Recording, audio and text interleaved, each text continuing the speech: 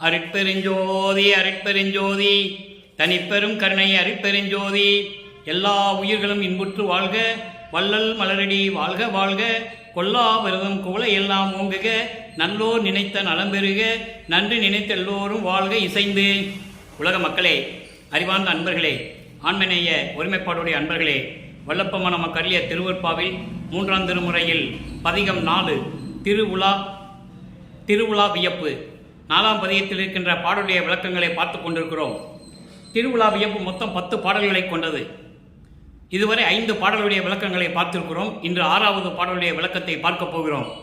எனவே இப்போ இந்த பார்த்த இதிலெல்லாம் என்ன எப்படி தெரியுதுன்னா, இது வரைக்கும் இந்த 5 பாடல்களிலும் இறைவனை பார்க்க முடியாமல் எப்படி இவர் தவித்து கொண்டிருக்கிறார் என்பதையும், அதன் பிறகு எப்படியெல்லாம் மனம் வருந்துகிறார் என்பதையும், இறைவன் பவனி வருகிறார் என்று சொன்னவுடனே இவருடைய உள்ளம், அதாவது மனம் எப்படி துள்ளி குதித்து ஓடுகிறது என்பதையும் ஒவ்வொரு பாடலிலும் பார்த்து கொண்டிருக்கிறோம். இதற்கு முன்னால் இருந்த பதிகத்திலே வல்லப்பெருமானவர்கள் இந்த மண்ணுலகை வருவிக்க உற்று சமயங்களும் மதங்களும் மார்க்கங்களும் சூழ்ந்திருந்த காலகட்டங்களில் இறைவன் தன்னை வந்து ஆட்கொள்ளாத வரை எப்படியெல்லாம் மன வருத்தம் அடைந்தார் என்பதையும், உள்ளம் வருந்தி எப்படியெல்லாம் இருந்து கொண்டார் என்பதையும் ஒவ்வொரு பாடலிலே நாம் பார்த்திருக்கிறோம். இறைவன் வந்து ஆட்கொண்ட பிறகு இவருடைய மறைப்பு நிலை நீங்குகிறது.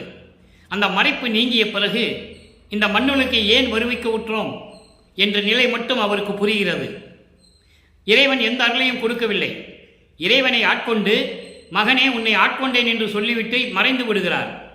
எப்போனா ஆண்டு 6 3 ஆண்டில் ஆட்கொண்ட அருள் கடலே என்று சொல்லுவார். 6 + 3 9. 9வது ஆண்டில் ஆட்கொண்ட பிறகு மறைப்பு நிலையை நீக்கிவிட்டு இறைவன் மறைந்து விடுகிறார். அதன் பிறகு இறைவனை பார்ப்பதற்காக திருவொற்றியூர் செல்லுகிறார். தெருவிலை நின்று கொண்டிருக்கும் போது தியாகராஜ பெருமான் தெருவழியாக ஓடுகிறார். இவரை பார்த்து திரும்பி பார்க்காமல் ஓடுகிறார். அந்த நிலையை பார்த்தவுடனே வல்லப்பெருமானவர்கள், இறைவன் நம்மளை பார்த்தும் ஓடுகிறார், காட்சி கொடுத்தும் பேசுவதில்லை, இந்த நிலை எப்போ மாறும் என்று மனம் அறிந்து கொண்டிருக்கும் போது நாரையையும் கிளிகளையும் தூது அனுப்புகிறார். தன்னுடைய மனக்குமுறலை, ஒரு காதலின் மேல் எப்படி அன்பு காட்டியிருக்கும் போது காதலன் வராவிட்டால் காதலிக்கு எப்படி மனம் வருத்தம் ஏற்படுமோ அதுபோன்று வருந்துகிறார். நான் இறைவனை ஆட்கொண்ட பிறகு இறைவன் வந்து எனக்கு எந்த அருளையும் கொடுக்கவில்லை, என்னோடு வந்து சேர்ந்து கொள்ளவில்லை என்று ஒவ்வொரு பாடலிலும் வல்லப்பெருமான் அருளியதை நாம் இதுவரை பார்த்திருக்கிறோம். இன்று திருவுலா வியப்பு பதிகத்திலே 6வது பாடல்.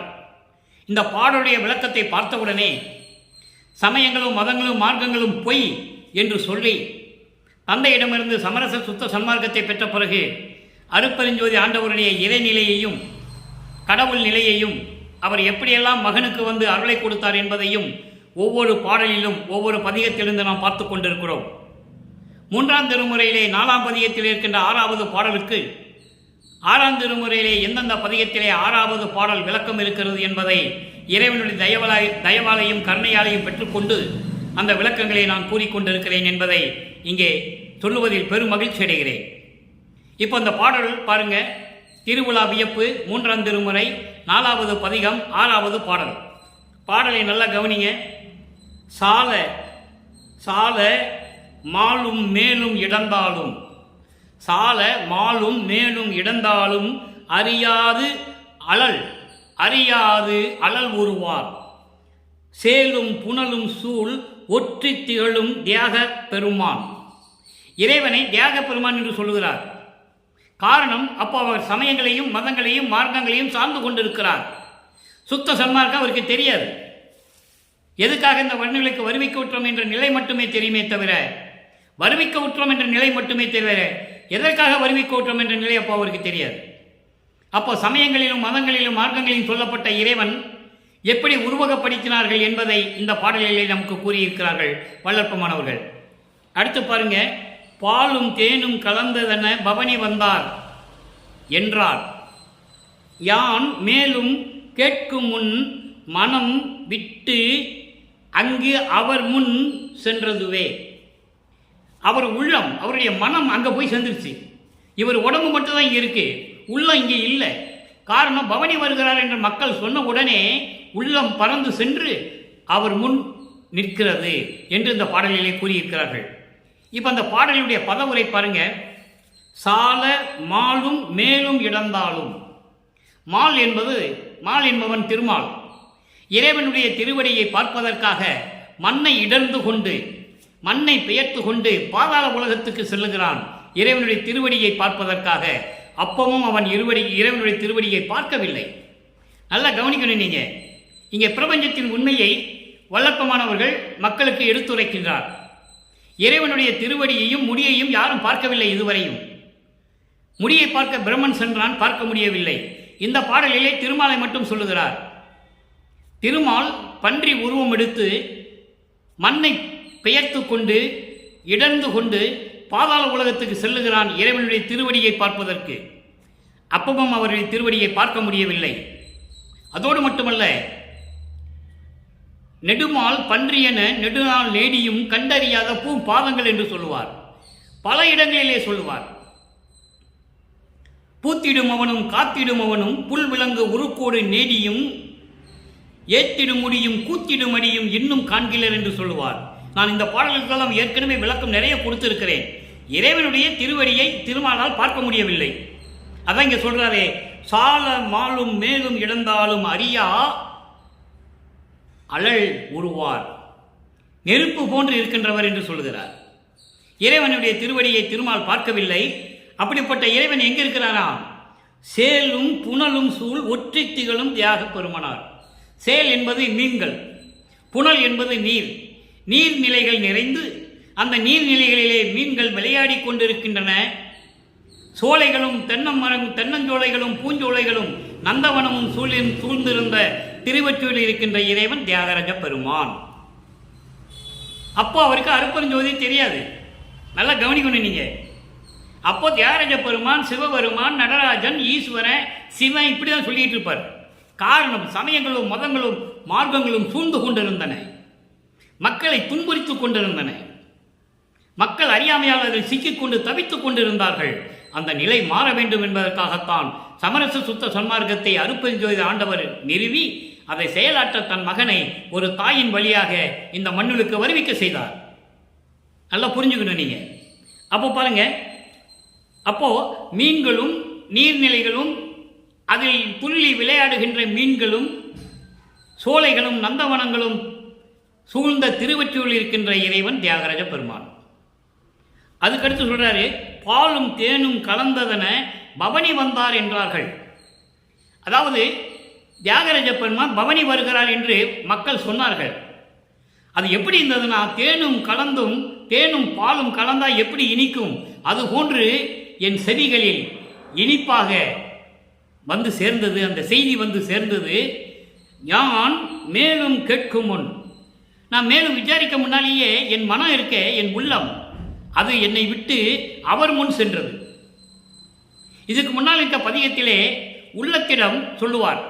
உள்ளத்தை தோழியாக வர்ணனை செய்து தன்னை காதலியாகவும் இறைவனை காதலனாகவும் வர்ணனை செய்து பாடல்களை நமக்கு அருளி இருந்தார்கள். அதெல்லாம் நம்ம பார்த்து விட்டோம். இப்போ இவருடைய உள்ளம் இவர் போறதுக்கு முன்னாலே அங்கே போய் செஞ்சிருச்சு. அப்போ இதனால் இந்த பாடலின் மூலம் உலக மக்களுக்கு என்ன தெரிவிக்கிறார்? அது முக்கியம். உலக மக்களே, நான் இந்த மண்ணுலக்கு வருவிக்க உற்று சமயங்களும் மதங்களும் மார்க்கங்களும் சூழ்ந்திருந்த காலகட்டங்களில் நான் இருந்த பொழுது, அப்படி இருந்த பொழுது இறைவன் என்னை ஆட்கொண்ட பிறகு, இறைவன் யார் என்ற நிலையை தெரிந்த பிறகு நான் திருவொற்றியூருக்கு செல்லுகிறேன். இறைவன் பவனி வருகிறார் என்று சொல்லும் பொழுது நான் மேலும் விசாரிக்கிறதுக்கு முன்னாலேயே, விசாரணை செய்வதற்கு முன்னால், அதாவது முழு விவரத்தை கேட்கிறதுக்கு முன்னால் என் உள்ளம் என்னை விட்டு கூத்தாடி அவர் முன் சென்று விட்டது என்று உலக மக்களுக்கு தெரிவிக்கிறார். அப்போ உள்ளம் கூத்தாடி சென்று விட்டது என்று சொல்லுவார். மகிழ்ந்து இறைவனை பார்க்க போகிறோம் என்று சொல்லி உள்ளம் அங்க சென்று விட்டது, உடம்பு மட்டும் இங்கு இருக்கிறது.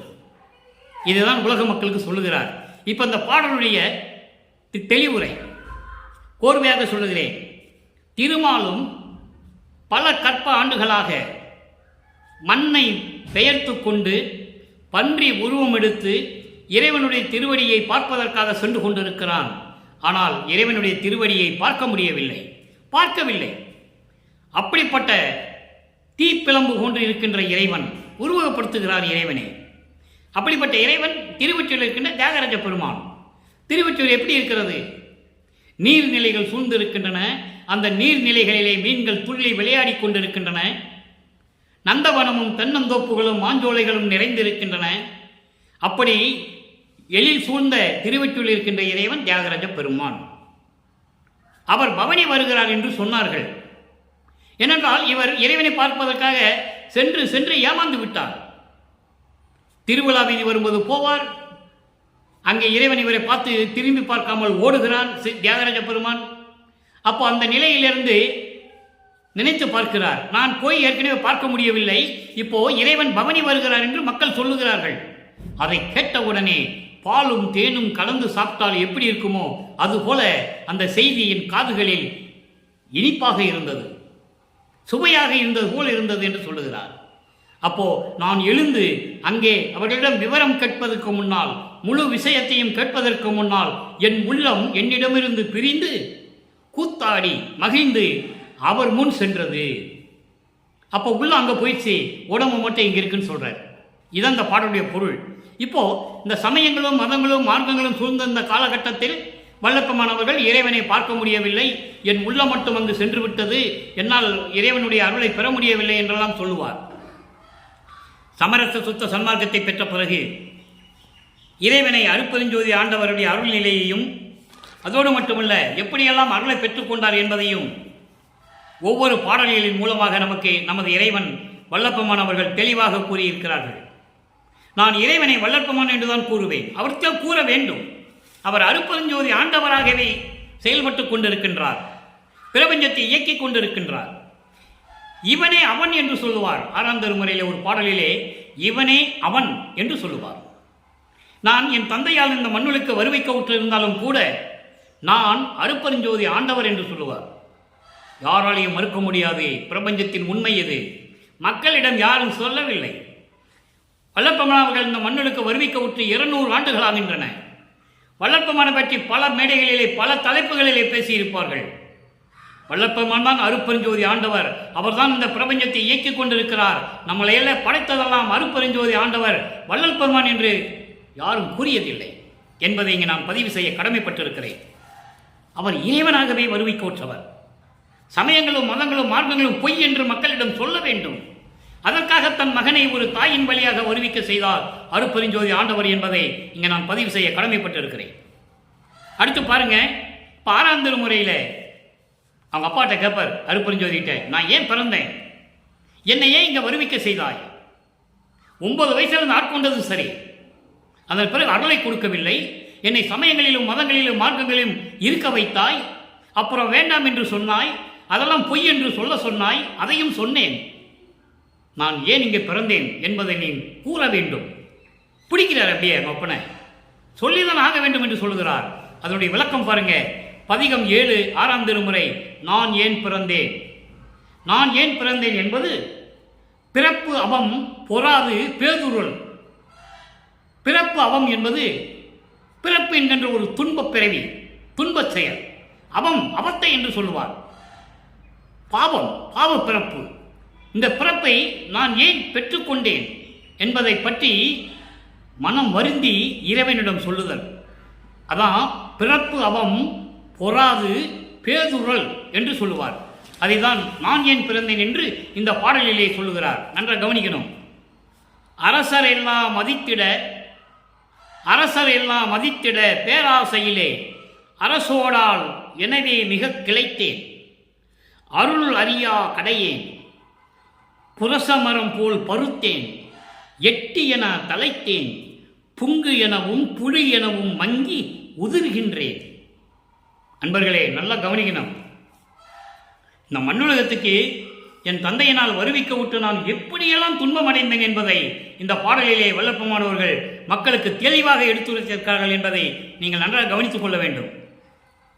புங்கு எனவும் புருஷமரம் போல் பருத்தேன், எட்டி என தலைத்தேன், புங்கு எனவும் புழு எனவும் மங்கி உதிர்கின்றேன், பரசும் வகை தெரிந்து கொள்ளேன், தெரிந்தாரை பணியேன், பசையறியா கருங்கடல், பசையறியா கருங்கல் மனப்பாவிகளில் சிறந்தேன்.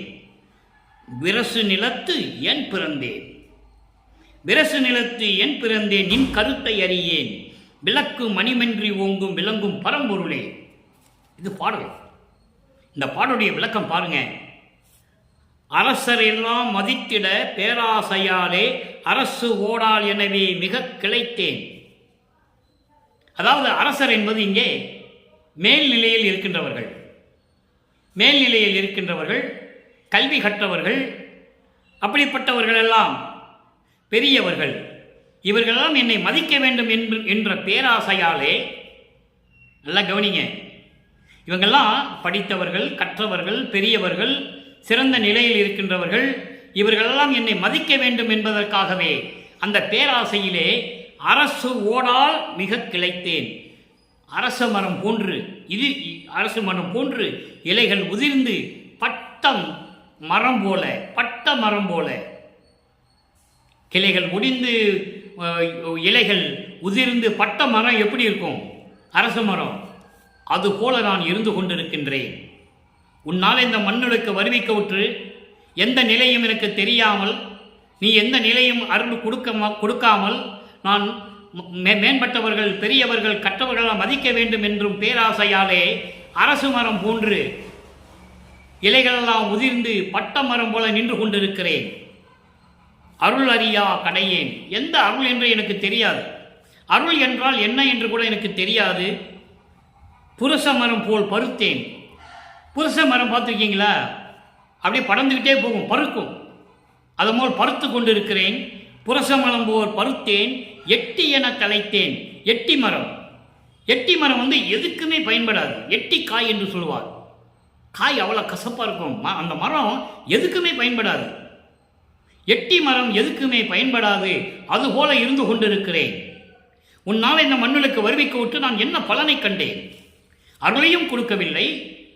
எட்டி மரம் போல எந்த பயனும் இல்லாமல் நான் அந்த மண்ணுலகிலே நடமாடிக்கொண்டிருக்கிறேன்.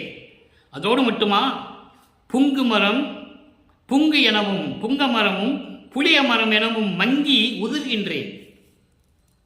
புங்க மரமும் புளிய மரமும் இலைகளெல்லாம் உதிர்ந்து பட்டு போச்சுன்னா எப்படி இருக்கும்? அதுபோல மனம் மயங்கி, மனம் வருந்தி கொண்டிருக்கிறேன், உதிர்கின்றேன் என்று சொல்லுகிறார். மனம் அறிந்து கொண்டிருக்கிறேன். பரசும் வகை தெரிந்து கொள்ளேன். பரசும் வகை என்பது ஒரு மேம்பட்ட நிலையை அடைய, பரசு வரம் என்பது ஒரு மேம்பட்ட நிலையை அடைய நான் அந்த நிலையை கூட தெரிந்து கொள்ளவில்லை. தெரிந்தாரை பணியேன். அப்படி தெரிந்தவர்களை கூட அவர்களிடம் நான் பணிவாக இருப்பதில்லை, பணிவு காட்டுவதில்லை. இந்த நிலையில் இருந்து கொண்டிருக்கிறேன். பசையறியா கருங்கல் மனப்பாவிகளில் சிறந்தேன். பசையறியா என்பது ஈரமில்லாது, இரக்கமில்லாது, தயவு இல்லாது, கருணை இல்லாது ஒரு கருங்கல் எப்படி இருக்கும்? கருங்கலுக்கு இதெல்லாம் தெரியுமா? தயவு தெரியுமா? கருணை என்னன்னு தெரியுமா? ஈரம், மனதுக்குள் இருக்கின்ற ஈரம் என்னவென்றால் தெரியுமா? அதுபோன்று கருங்கல் போன்று என் மனம் கருங்கல் போன்று இருந்து கொண்டிருக்கிறது. அந்த மனதில் தயவு இல்லை, கருணை இல்லை, ஈரம் இல்லை, உயிர் இரக்கம் இல்லை என்று நான் பாவிகளில் சிறந்தேன். அப்படிப்பட்ட இருக்கின்ற பாவிகளை விட நான் கொடியவன் என்று சொல்லுகிறார். தந்தையிடம் சொல்லுகிறார், நான் என்ன கொடுமை செய்தேன்? இப்படியெல்லாம் கொடுமையிலும் கொடுமையாக நின்று கொண்டிருக்கிறேனே என்று சொல்லிவிட்டு, விரசு நிலத்து, விரசு நிலத்து என்றால் இந்த பெரிய மண்ணுலகிலே, விரிந்த இந்த மண்ணுலகிலே, இந்த மண்ணுலகிலே ஏன் பிறந்தேன்? என்னை ஏன் வருவிக்க செய்தாய்? ஏன் பிறந்தேன் என்பது என்னை ஏன் வருவிக்க செய்தாய்? உன்னால் தானே வருவிக்க உற்றேன். இதற்கெல்லாம் நீ பதில் சொல்ல வேண்டும். அரசமரம் போல நிற்கிறேன், புளியம்பழம் போல நிற்கிறேன், புங்க மரம் போல நிற்கிறேன், எல்லாமே உதிர்ந்த மரம், பட்ட மரம் போல நிற்கிறேன், எட்டி மரம் போல, எதுக்கும் பயனில்லாத எட்டி மரம் போல இருக்கிறேன். இதனால் யாரால் இந்த நிலை ஏற்பட்டது? உன்னால தானே. அப்போ இந்த மேம்பட்ட நிலத்தி மண்ணுலகில், இந்த விரிந்த மண்ணுலகில் நான் ஏன் பிறந்தேன் என்பதை நீ கண்டிப்பாக சொல்ல வேண்டும். என் கருத்தை அறியே. நீ என்னதான் நினைச்சிட்டு இருக்கன்னு தெரியல. உன் உள்ளத்தில் என்னை பற்றி என்னதான் நினைத்துக் கொண்டிருக்கிறாய்? வியக்கும் மணிமன்று ஓங்கி விளங்கும் பரம்பொருளே, அருள் நிறைந்த சத்தியஞான சபையிலே விளங்கிக் கொண்டிருக்கின்ற அருள் நடனம் செய்து கொண்டிருக்கின்ற, அருளாட்சி செய்து கொண்டிருக்கின்ற அருட்பெருஞ்சோதியே, அவன்தான் பரம்பொருள். பரம்பொருள் யாரு? அருட்பெருஞ்சோதி, ஆதியும் அந்தமும் இல்லா தோன்றிய இறைவன், சமயங்களையும் மதங்களையும் மார்க்கங்களையும் காணாத இறைவன், அதெல்லாம் பொய் என்று சொன்ன இறைவன். அகவலிலே வரும், சாதியும் மதமும் சமயமும் பொய் என ஆதியில் உணர்த்திய அருட்பெருஞ்சோதி, சாதியும் மதமும் சமயமும் காணா ஆதியானாதயம் அருட்பெருஞ்சோதி.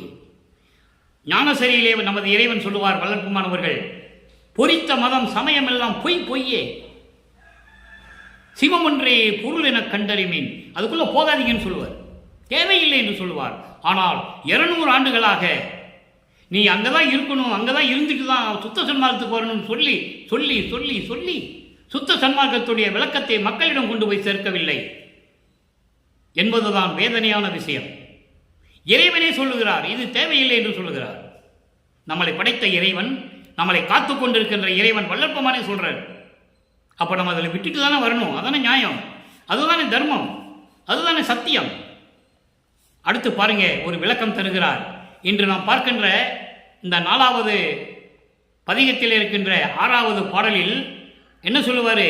தேனும் பாலும் கலந்தன பவனி வந்தால் என்றார்கள், நான் சொல்லுவதற்கு முன்னால் என் மனம், என் உள்ளம் அங்கே சென்று விட்டது என்று சொல்லுவார். என் உள்ளம் அங்கே சென்று விட்டது என்று சொல்லுவார். அதற்கு தெளிவான விளக்கம் வேண்டும் அல்லவா? சுத்த சன்மார்க்கம் பெற்ற பிறகு அதனுடைய விளக்கம் என்ன? அந்த பாடலுடைய முடிவான விளக்கம் 1ஆம் திருமுறையிலிருந்து 4ஆம் திருமுறை வரைக்கும் அத்தனை பாடல்களுக்கும் முடிவான விளக்கம் 6ஆம் திருமுறை.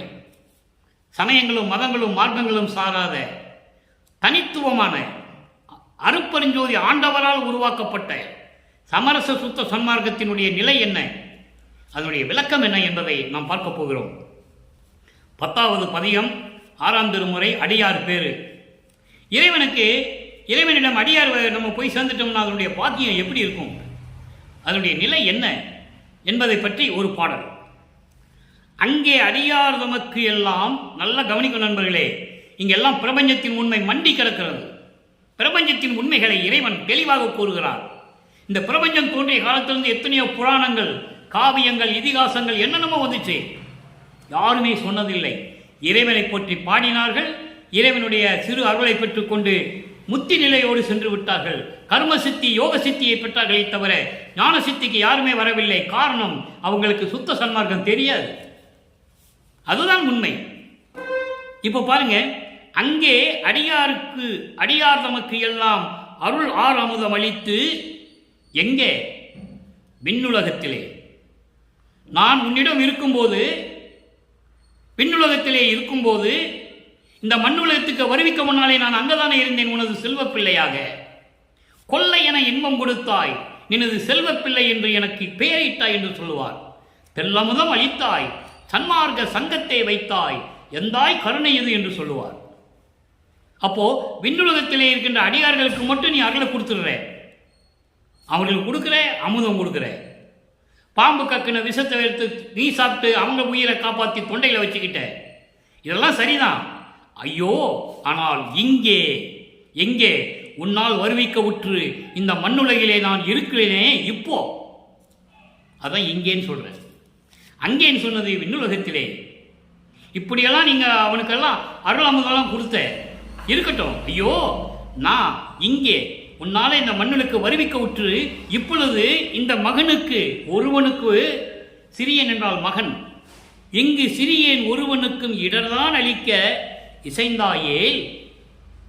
அங்க மட்டும் எல்லாருக்கும் நீ அமுதம் கொடுத்துட்ட, விஷத்தை சாப்பிட்டு தொண்டையில் வேற நிப்பாட்டிக்கிட்ட, எல்லாத்தையும் காப்பாத்தின, சரிதான்.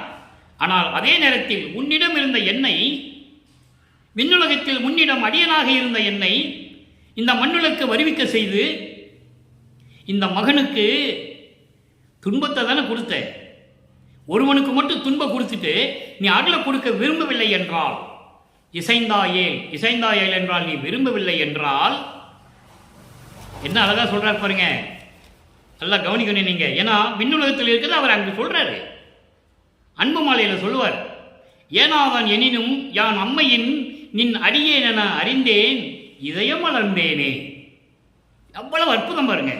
யாரும் மக்கள்கிட்ட சொன்னது சொல்லல. வள்ளலார் சோறு போட சொன்னார், அதை மட்டும் தான் சொன்னாங்க, வேற எதுவுமே சொல்லல. அப்போ அவங்க இருக்கும்போது இவங்களுக்கெல்லாம் நீ அமுதம் கொடுக்கும் போதெல்லாம் நான் பார்த்துக்கிட்டு தானே இருந்தேன். அதுக்கப்புறம் இந்த மண்ணுலகத்துக்கு நீ வருவிக்க விட்ட உடனே வருவிக்க செய்தா என்னை. இங்கே எனக்கு என்ன கொடுத்த? துன்பத்தை தானே கொடுத்த. அப்போ நீ அருளை கொடுக்கவில்லை என்றால் நான் எங்கே போவேன்? இந்த சிறு நாயேன் எங்கே புகுவேன்? என் செய்வேன்? எவர் என் முகம் பார்த்திடுவாரே? ஒரு தந்தையே மகனுக்கு அருளை கொடுக்கவில்லை என்றால் என்னை, என் முகத்தை யார் பார்ப்பா? ஏளனமாக பார்க்கிறார்கள், கிண்டல் செய்கிறார்கள், கேலி செய்கிறார்கள். நான் எங்கே போவேன்? நான் யார்கிட்ட போய் நிற்பேன்? சீக்கிரம் வந்து எனக்கு அருளை கொடு என்று சொல்லுகிறார். அடிமை சிறு நாயேன் எங்கே புகுவேன்? என் செய்வேன்? எவர் என் முகம் பார்த்திடுவாரே? யார் என் முகத்தை பார்ப்பா? ஒரு தந்தை மகனுக்கு அருளவில்லை என்றால் என்னை எப்படி இந்த உலகம் மதிக்கும்? எனவே விரைவில் வந்து எனக்கு அருள்பாயாக என்று சொல்லி இந்த பாடலை நமக்கு அருளியிருக்கிறார்கள். ஆக விண்ணுலகத்திலே இருந்ததை இங்கு உறுதி செய்கிறார் மக்களுக்கு. மண்ணுலகத்திலே எப்படியெல்லாம் துன்பப்பட்டார், நீ அருளை கொடுக்காவிட்டால் நான் எங்கே செல்வேன்? யாரிடம் செய்வேன்? என் முகத்தை யார் பார்ப்பார்கள் என்று தந்தையிடம் கேட்கிறார். அடுத்த நிலை பாருங்க, மூன்றாவது நிலை. அத்துவித ஆனந்தத்து அனுபவத்து. அத்துவித ஆனந்தத்து அனுபவ விடை ஈடு. பதிகம் பேரு 17வது பதிகம். அத்துவிதம் என்பது நான் நீ என்ற வேறுபாடு இல்லாத ஒரு நிலை, ஒன்று என்ற நிலை. நீயும் நானும் ஒன்று. அருப்பெருஞ்சோதி ஆண்டவரும் வள்ளல் பெருமானும் ஒன்றுதான். அந்த ஆனந்த அனுபவத்தினுடைய நிலை ஈடு இணையற்றது. அதான் இந்த பதியத்திலே சொல்லுகிறார். அங்கே 4ஆம் திருமுறையிலே அருளை கொடுக்கவில்லை என்று சொல்லுவார். என்னை பார்த்து தெருவழியாக ஓடுகிறான் தியாகராஜ பெருமான் என்று சொல்லுவார். காரணம், அங்கே சமயங்களும் மதங்களும் மார்க்கங்களும் சூழ்ந்திருந்த நிலையில் இறைவன் அங்கே இருக்கிறான். சமரச சுத்த சன்மார்க்கத்தை இறைவன் கொடுத்த பிறகு அருப்பெருஞ்சோதி. அப்போ அந்த அருப்பெருஞ்சோதியினுடைய அந்த நிலை, ஒன்றாகின்ற நிலை, அந்த ஆனந்த அனுபவத்தினுடைய நிலை எப்படி ஈடு இணையற்றது என்பதை விளக்குகிறார். ஒளிமயமாகும் நிலை, அந்த ஆனந்தத்தின் அனுபவத்தின் அந்த ஈடு இணையற்ற நிலை எப்படி இருக்கும்? இந்த பாடலிலே சொல்கிறார். திருப்பொதுவில் திருநடம் நான் சென்று கண்ட தருணம். திருப்பொதுவில் திருநடம் நான் சென்று கண்ட தருணம். சத்தியஞான சபையிலே, திருச்சிற்றம்பலத்திலே, அண்டத்திலே திருச்சிற்றம்பலம், அங்கேயும் போயிடுவார். நல்லா கவனிச்சுக்கணும் நீங்க. அவர் அடிக்கடி அண்டங்களுக்கு செல்லுகின்றவர், அங்கே திருச்சிற்றம்பலத்துக்கு போய் இறைவனை பார்க்கின்றவர். இங்கே இருக்க மாட்டார். ஆனால் மக்களிடம் யாரும் சொல்லவில்லை. அவர் நடந்து சென்றதில்லை, எங்கேயும் போனதில்லை, தூங்குனதில்லை, உணவு உண்டதில்லை. இதெல்லாம் மக்களுக்கு சொல்லணும்ல. அப்போ திருநடம், அங்கே திருச்சிற்றம்பலத்திலே நான் உன் நடனத்தை பார்த்த போதும் சரி, சத்தியஞான சபையிலே, இங்கே வடலூரிலே சத்தியஞான சபையிலே உன்னுடைய அருள் நடனத்தை நான் பார்த்தபோதும் சரி, சித்தி என்னும் பெண்ணரசி, நல்லா கவனிக்கணும், சித்தி என்னும் பெண்ணரசி எத்தி என் கைப்பிடித்தாள். அந்த கரணங்கள் மனம், சித்தி, புத்தி, அகங்காரம். ஆன்ம தத்துவத்தில் இது வரும். பிரம்ம தத்துவம், ஆன்ம தத்துவம் மொத்தம் 24. இதில் இந்த 4 தத்துவம் கடைசியில் வரும். அந்த கரணங்கள், ஐம்பூதங்கள், ஐம்புலன்கள், ஐம்பொறிகள், கண்மேந்திரியங்கள் 5, வாக்கு, கை, கால், அபானம், குறி. இது கண்மேந்திரியங்கள். பொறிகள் என்பது கண், காது, மூக்கு, வாய்மை. புலன்கள் என்பது ஒளி, சுவை, நாற்றம், உணர்வு. பூதங்கள் என்பது நிலம், நீர், நெருப்பு, காற்று, ஆகாயம். 4 5 20. இது லாஸ்ட். அந்த கரணங்கள் 4. அதில் சித்தி, புத்தி, அகங்காரம், மனம். இங்கே சித்தியை பெண்ணரசி பெண்ணாக உருவப்படுத்துகிறார். நல்லா கவனிக்கணும் நீங்க. சித்தி என்னும் ஒரு பெண்ணரசி எத்தி என் கைப்பிடித்தாள். அப்போ நான் அந்த நிலைக்கு போய் கொண்டிருக்கிறேன். அப்போ சித்தி என்ற பெண்ணரசி, சித்தி என்ற தத்துவம் என்னை தடைகளை எல்லாம் நீக்கி, சமயங்களையும் மதங்களையும் மார்க்கங்களையும் சார்ந்திருந்த தடைகளை எல்லாம் நீக்கி எட்டி என் கைப்பிடிக்கிறாள். தடையை நீக்கி. நல்லா கவனிக்கணும் நீங்க. அப்போ அங்கே சித்தியை பெற்றுக்கொண்டார். இல்லை கடக்கிறார், அந்த கரணங்களை கடக்கிறது சொல்றார். நான் திருச்சிற்றம்பலத்தில் உன்னை நடனம் பார்த்த போதும் சரி, அந்த நேரத்திலும் சரி, இங்கே வடலூரிலே சத்தியஞான சபையிலே உன்னுடைய அருள் நடனத்தை நான் பார்த்த போதும் சரி, அந்த நேரத்திலே சித்தி என்னும் பெண்ணரசி எத்தி என் கைப்பிடித்தாள். என்னை சித்தி என்ற தத்துவத்திலிருந்து என்னை கடக்க செய்கிறாள். அதான் விளக்கம், சுத்த சன்மார்க்க விளக்கம். நல்லா புரிஞ்சுக்கணும் மக்களே. அப்போ சித்தி என்னும் ஒரு அந்த கரணத்தில் இருக்கின்ற சித்தி என்ற ஒரு நிலையை கடக்கிறாள். சித்தி என்ற பெண்ணரசி எட்டி என் கைப்பிடிக்கிறாள். சமயங்களையும் மதங்களையும் மார்க்கங்களையும் சார்ந்த அந்த தடைகளை எல்லாம் நீக்கி என்னை கைகுடித்து தூக்குகிறார். எவ்வளவு அற்புதமா சொல்றார் பாருங்க. கடந்ததை பிரபஞ்சத்தில் எந்த முனிவனும் ரிஷியும் சொன்னதில்லை, யாருமே சொன்னதில்லை. எத்தனையோ பேர் கோடிக்கணக்கில் தோன்றினார்கள், யாரும் சொன்னதில்லை, சொல்ல முடியாது. அவங்கெல்லாம் கர்ம சித்தி யோக சித்தியில் சென்றவர்கள், அவர்களால் சொல்ல முடியாது. அவங்க இறைநிலையிலே கிடையாது யாரும், எல்லாமே தத்துவத்தினுடைய நிலைகள், பதத்தலைவர்கள். பிரம்மன், திருமால், ருத்திரன், மகேஸ்வரன், சதாசிவம் அவங்கள பதத்தலைவர்கள். முருகனும் விநாயகரும் சரி அவங்க சமய தலைவர்கள். தெளிவாக சொல்றாரு. கௌபாலம் சமயத்தை சேர்ந்தவன் முருகன், காணாபத்தியத்தை சேர்ந்தவன் கணபதி, சாகரம் சமயத்தை சேர்ந்தவள் அம்மை. தெளிவாக சொல்லுகிறார். சௌரம் சமயத்தை சேர்ந்தவள் சூரியன், சைவ சமயத்தை சேர்ந்தவன் சிவபெருமான், நடராஜன், தியாகராஜ பெருமான், சொக்கலிங்கம், சொக்கநாதன், நீ எந்த பேரை வச்சாலும் சரி அவங்க சைவ சமயத்தை சேர்ந்தவர்கள், சமயத்தை சேர்ந்தவர்கள், சமய தலைவர்கள். தெளிவாக சொல்லுகிறார். அதோடு மட்டுமல்ல, வைஷ்ணவ சமயத்தை சேர்ந்தவர்கள் இந்த பிரம்மன், திருமால், இந்திரன், ஆழ்வார்கள், இவங்கெல்லாம் வைஷ்ணவ சமயத்தை சேர்ந்தவர்கள். கடவுள் நிலையில் இல்லை என்பதை வள்ளற்பெருமான் 100% மக்களுக்கு உறுதியாக சொல்லியிருக்கிறார் என்பதை இங்கே நான் பதிவு செய்ய கடமைப்பட்டிருக்கிறேன். அவர்களெல்லாம் வள்ளற்பெருமானை வணங்குறாங்க. பாட்டில் அழகாக சொல்றேன்.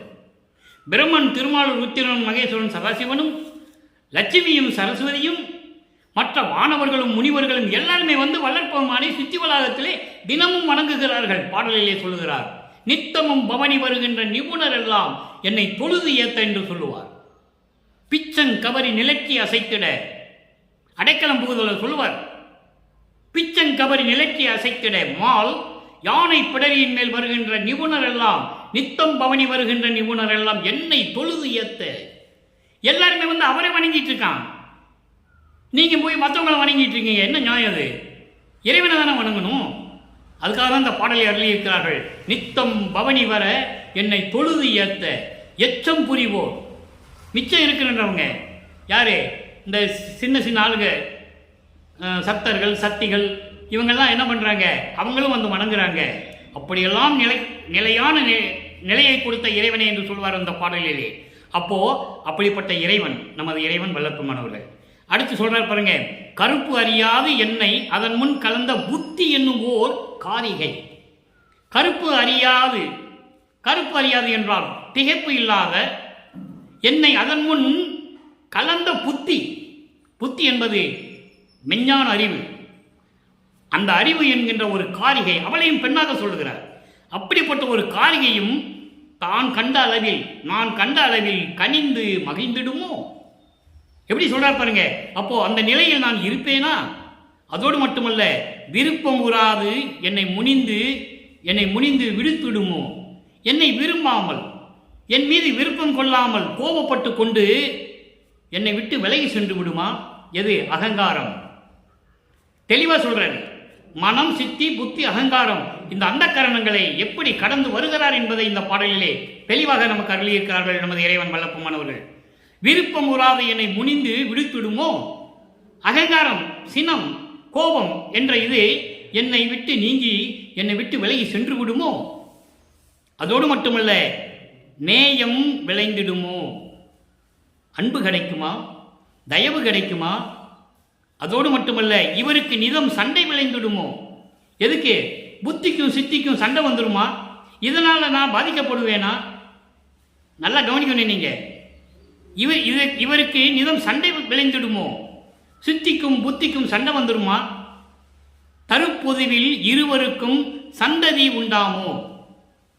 அருள் தரக்கூடிய உன்னுடைய இந்த சத்தியஞான சபையிலே இந்த இருவருக்கும் சந்ததி உண்டாமோ? வாரிசு சண்டை வருமா? எவ்வளவு அருமையாக சொல்றார் பாருங்க. சந்ததி என்பது உரிமை போராட்டம், வாரிசு போராட்டம். நீ பெருசா, நான் பெருசா, சித்தி பெருசா, புத்தி பெருசா, இப்படியெல்லாம் சண்டை வந்துருமா?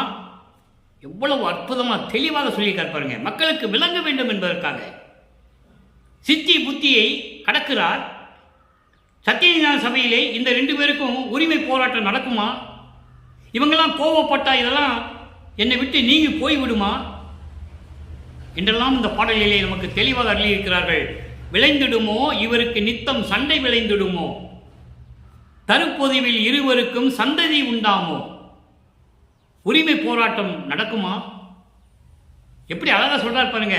வாரிசு போராட்டம் நடக்குமா, நீ பெருசா நான் பெருசா, யாருக்கு இந்த நிலை கிடைக்கும் என்ற ஒரு சண்டை இங்கே நிலை வருமா, தடைபடுமோ, எல்லா தடைகளும் வந்து விடுமா? திருவுளந்தான் சற்றும் அறிந்தில்லைனே, உன்னுடைய திருவுளத்தில் என்ன வச்சிருக்க சொல்ல என்று சொல்லுகிறார். சொன்னாதானே தெரியும். மனசுக்குள்ளேயே வச்சுட்டு இருந்தா எனக்கு எப்படி தெரியும்?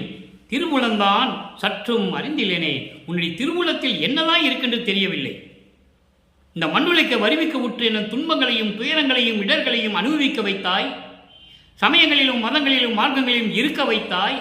அதன் பிறகு அதெல்லாம் பொய் என்று சொல்ல வைத்தாய். சன்மார்க்க சங்கத்தையும் கொடுத்து இப்படியெல்லாம் என்னை துன்பப்படுத்த வைக்கிறாயே, உன் உள்ளத்தில் என்ன நினைத்துக் கொண்டார் என்பதை எனக்கு விளக்க வேண்டும் என்று சொல்லுகிறார். அடுத்து இறுதியான விளக்கம் 112வது பதிகம் மெய்யருள் வியப்பு. திருவிழா வியப்பு 3வது திருமுறையிலே 4வது பதிகத்தில் இருக்கின்ற திருவிழா வியப்பு 6வது பாடலுக்கு 6ஆம் திருமுறையிலே 112வது பதிகத்திலே மெய்யருள் வியப்பு. அங்கே திருவிழா வியப்பு, இங்கே மெய்யருள் வியப்பு. 6வது பாடல்.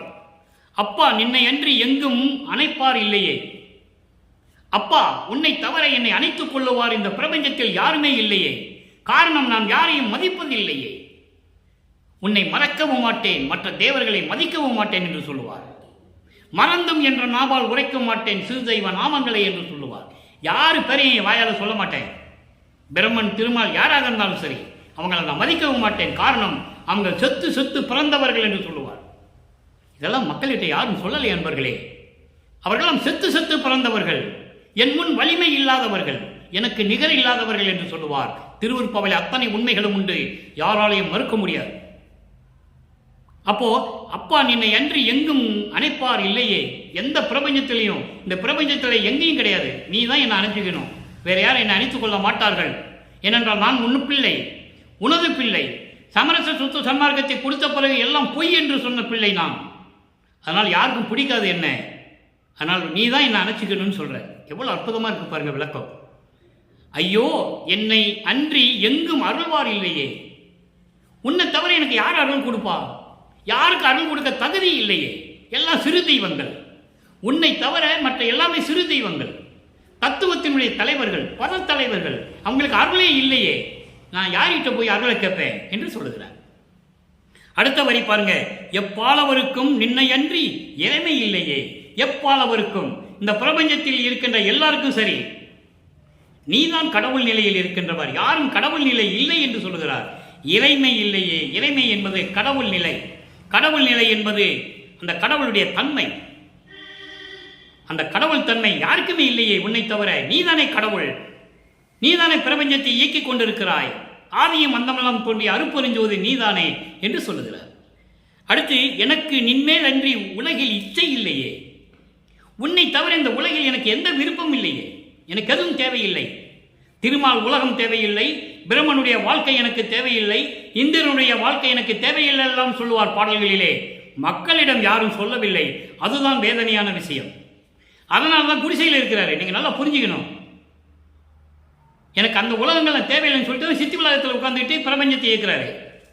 கிரீடம் வச்சிருவாங்க, கையில வேலை கொடுத்துருவான்னு சொல்லிட்டு தான் முக்காடு போட்டுக்கிட்டு இருக்காரு. எவனும் கிரீடத்தை வைக்கக்கூடாதுன்னு கையில வேலை கொடுத்துருவாங்க, கையை வீசிக்கிட்டு இருந்தா. ஆக இப்படிப்பட்ட நிலையில் இருக்கிறார் நமது இறைவன் வல்லற்பமானவர்கள் என்பதை நீங்கள் புரிந்து கொள்ள வேண்டும். இப்படியும் இறைவன் இருப்பான் என்று உலக மக்களுக்கு காட்டுகிறார். நீங்க இதுவரைக்கும் படங்கள்ல பார்த்த இறைவன்கள்லாம் எப்படி இருப்பாங்க? கிரீடம் வச்சிருப்பாங்க, கையில ஏதாவது ஒரு ஆயுதம் இருக்கும், மயில் இருக்கும், எலி இருக்கும், வாகனம் இல்லை ஏதாவது ஒன்று இருக்கும். உடம்பெல்லாம் நகையை போட்டிருப்பான், பட்டு துணி போட்டிருப்பான், பூணூல் போட்டிருப்பான், நாமம் போட்டிருப்பான், பட்டை போட்டிருப்பான், எல்லாம் போட்டிருப்பாங்க. ஆனால் இறைவன் அப்படி இல்லை.